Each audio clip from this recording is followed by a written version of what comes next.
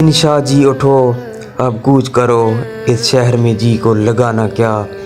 उर्दू की मशहूर तरीन गज़लों में शुमार की जाती है। इस गज़ल के खालिक इब्न शाह 1927 से 1978 तक मशहूर शायर, कालम निगार, मुसन्निफ़, मुतरजम, मिज़ाह निगार थे।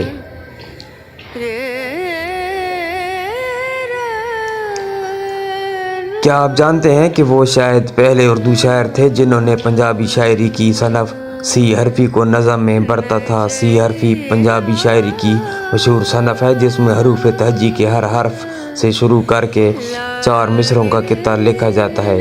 इन कित्तात में मौज़ू की कोई कैद नहीं होती।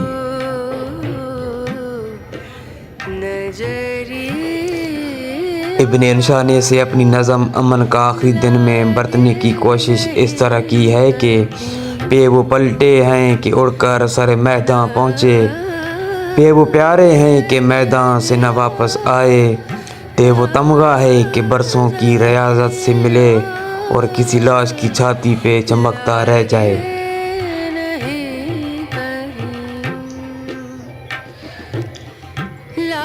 इब्न शाह का असली नाम शेर मोहम्मद खान था। वो आलमी अदब से भी गहरी दिलचस्पी रखते थे।